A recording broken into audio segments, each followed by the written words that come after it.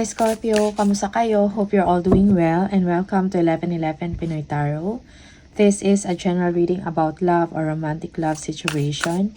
Hindi po lahat ay makaka-resonate or hindi po 100% accurate para sa'yo. Just take what resonates for you and leave the rest. Please subscribe, like, comment, and share, and please tap the bell for updates from this channel. Maraming salamat sa'yo Scorpio.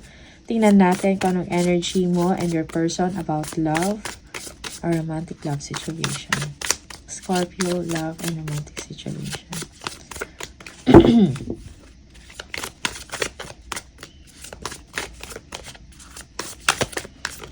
Energy ng person mo, Scorpio. Okay.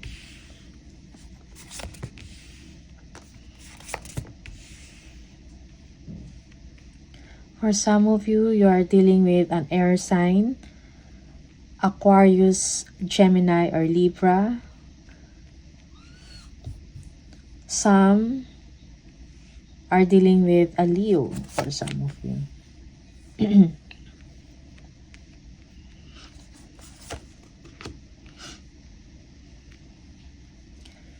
Okay. Parang yung person mo hindi nagpapakita ng emosyon, no, towards you. Okay. Pero, nag-iisip yung person mo kung anong nangyayari sa'yo, ano yung ginagawa mo, something like that. Okay. Merong negative thoughts yung person mo, Scorpio. Okay. Merong conflict in the situation. For some of you, you feel that your person is a war freak. Okay. Yung parang hindi kayo, you're not seeing eye to eye. Okay, parang magkaiba kayo ng pananaw or hindi kayo magkakaintindihan. Something like that, no?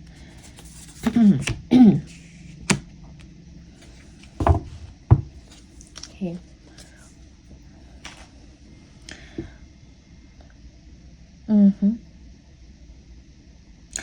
Merong stalemate, no? Parang walang masyadong action or something exciting na nangyayari in your situation, okay? Parang merong hanging or walang paggalaw, okay? Merong pause or pansamantalang pagtigil, no? Sa inyong dalawa, okay? Merong conflict. Maybe for some of you, Scorpio, you are doing a lot of work, busy ka, okay? Nakafocus ka sa trabaho. Meron kang mga inaatupag, no? Meron kang mga iniintindi. Your person is being cold to you for some of you, Scorpio, okay? Kung meron mang conflict or mang away, parang yung person mo, hindi siya yung tipo na parang siya yung nagsusurrender, okay? Yung parang something like, bahala ka, something like that, okay? He or she is a strong person, parang hindi siya gagawa ng first move for some of you. Parang ang solid ngayon ng person mo, Scorpio, okay? He or she is parang laging nasa isip niya, no? Madami siyang mga iniisip din. Okay, may mga plans. Kung meron man siyang nararamdaman sa inyo, hindi niya to nasasabi, okay? Or he or she is simply being cold to you, okay? Yeah, parang walang breakthrough in the situation. Wala masyadong happenings, okay? Parang merong stalemate. Pero, Scorpio, wag kang mag-worry. Or maybe you are worrying about a work because you're focusing a lot. Merong conflict, marami kang inaatupag. May mga taong involved for some of you. Okay? Madami kang nakakasalamuha.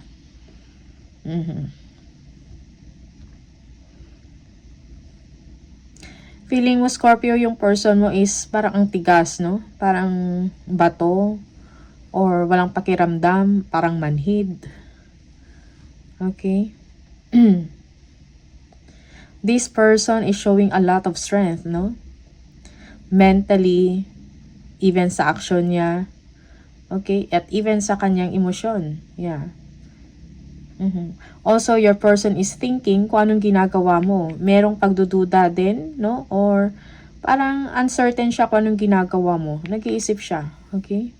Kunyari, parang hindi siya nagpapakita, nagpaparamdam na parang may pakialam, pero naiisip ka niya kung ano yung ginagawa mo. Okay? Yeah. Siguro kailangan lang din ng pag-uusap, no? In your situation. Walang openness eh. Okay?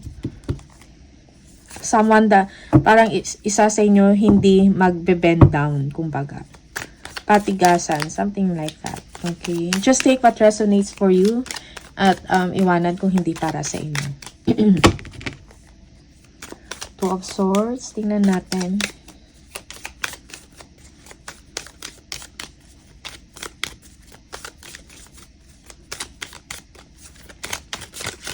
Ooh. Alright, the Three of Wands. Okay. So, yung person mo, parang may din siya mga iniisip. Meron din siyang uncertainty. Parang hindi naman lahat ikaw. Okay? He or she is thinking about the future. Maybe for some of you, he or she is thinking about travel. Okay? Maybe nag-aantay lang siya sa'yo kung paano dahil walang aksyon. So, nag-iisip siya ng mga kung ano-ano. For some of you, that maybe may mga kailangan ding consideration na kailangan gawin, no, for you. Okay? Three of Wands. Your person wants excitement, okay? Waiting on something. Maybe he or she is waiting a decision from you, Scorpio. Okay? About fun, activities, biyahe, bakasyon, something like that. Tingnan natin. Yeah, the Magician. Okay? Yeah. So, your person, parang gusto niyang gumawa ka ng paraan. Okay? Parang gusto niyang i-work out mo kung ano yung kailangan gawin. Okay? It's like your person is relying on you because you are the Magician. Yeah. He's waiting, he or she is waiting for some actions, some exciting actions. Okay? Or, kung meron kayong conflict or meron kayong issues, gusto ng person mo na ikaw yung unang mag-take ng action towards him or her. Ayan. Okay. For some of you, nag-iisip ang person mo kung gagawa ba siya ng first move towards you or hindi. But medyo matigas yung person ninyo, okay? Parang nagre-rely din siya sa inyo. King of Swords, let's see. Okay, yeah. So, King of Swords. So, your person is like this, na parang cold. It's because feeling niya left out in the cold siya. Okay? Parang hindi mo siya pinapansin. But this person has a lot of love on you. Okay? Scorpio. But yung feeling ng person mo is hindi mo siya binibigyan ng oras or hindi mo siya binibigyan ng panahon. Okay? Merong lack, merong pagkukulang. Parang incomplete. So, that's why your person is showing King of Swords. Yung, o kung hindi mo ko papansinin, edi wag. Something like that. Okay? Yeah. So, parang patigasan, no? Queen of Cups and the Five of Cups.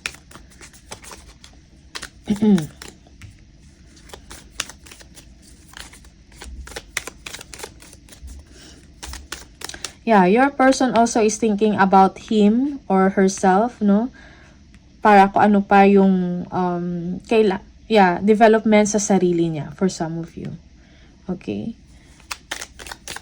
Planning about himself or herself para sa sarili niyang kapakanan.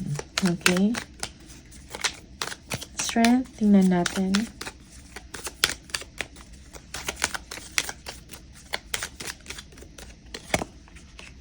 The Nine of Wands. Okay. Yeah. So, yung person mo, parang kahit strength, no? Parang nagpapakita siya na strong siya. Although that person is showing strength in action, in thoughts, no? And in emotion. Pero nahihirapan din siya. Yung parang feeling niya is wala rin siyang magagawa sa sitwasyon or wala rin siyang magagawa sa'yo. Okay? Yeah. Yeah, for some of you, this person gusto gumawa ng moves. Okay? But then, because of the pride, okay? Yeah. Okay? Parang nahihirapan din siya. Pero hindi niya lang pinapakita sa inyo na naapektuhan siya or something like that. Okay? definitely your person wants to make a move, no? Or gusto ng person mo na gumawa ka ng move towards him or her. Ikaw yung mauna. Something like that. Kung meron kayong conflict. Okay.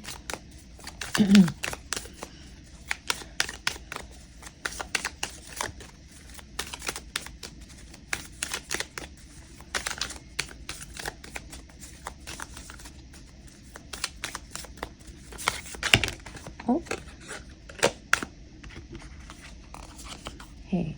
Three of Pentacles and the Nine of Cups. Okay. So, merong conflict, no?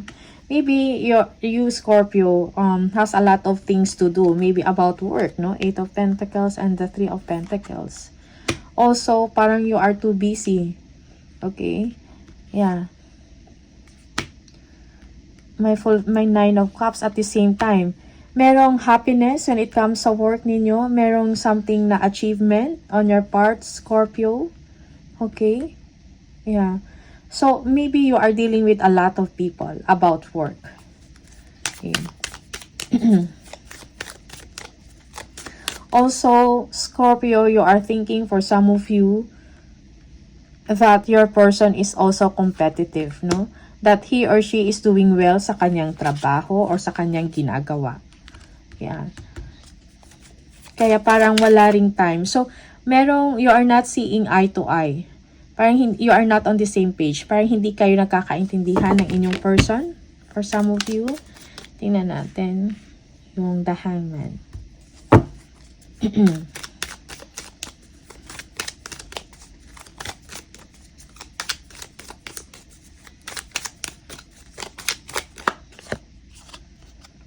Eight of Swords. Okay.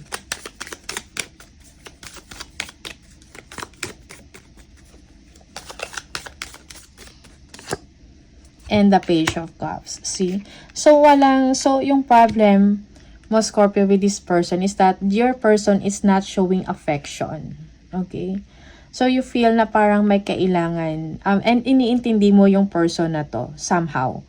Okay? But you feel that the problem here is that your person is not taking action towards you or to make things happy in the situation. Parang feeling mo restricted yung person mo to make action towards you. Okay? Parang may mga obstacles or merong mga blockages sa person mo kung kaya hindi siya makapag-offer sa inyo or makapagbigay ng something na na ikakaayos ninyong dalawa or ikakabuti ng iyong pakiramdam, Scorpio. Okay? So, that's the problem. That's your challenge, no? The problem to your person. Yeah, for some of you, you are thinking that sana this person, yung person mo, maisip niya, no? Na magkaroon siya ng courage to take action towards you. Okay? And mag-offer ng being like a soft person, something like that. Page of Cups. Showing or expressing yung kanyang nararamdaman towards you. Okay, being caring or nurturing, something like that.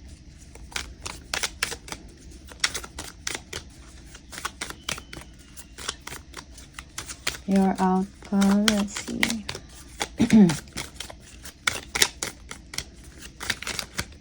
Scorpio. So, Death. Yeah.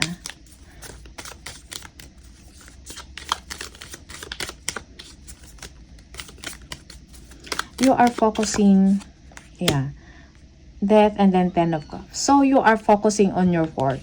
Also, you are also making a research or nag-ano ka din kung ano yung magandang gawin para matapos kung anong conflict or issues na to have a happy, a happy or a fulfilling relationship with this person. Okay? So, Scorpio, here you go. You are ending a conflict with your person. You are offering something. Maybe nagre-research ka, nagtumitingin ka kung ano yung mga paraan para makapagbigay ng kasiyahan sa person mo or sa inyong relationship, no? Okay.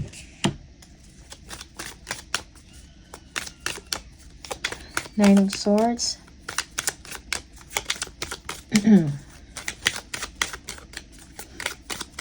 Yeah, you don't want to dwell, Scorpio, in a negative situation. Okay?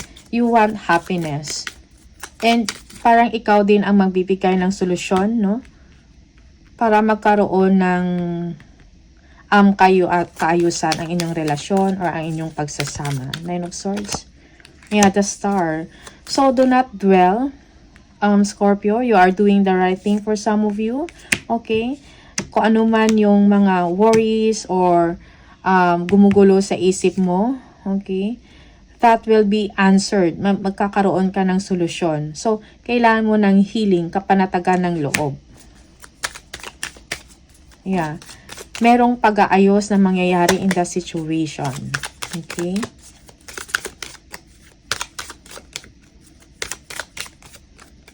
Okay, one more. And the Four of Pentacles. So, it is something to keep, no? Kung ano man to yung person na to or yung relationship.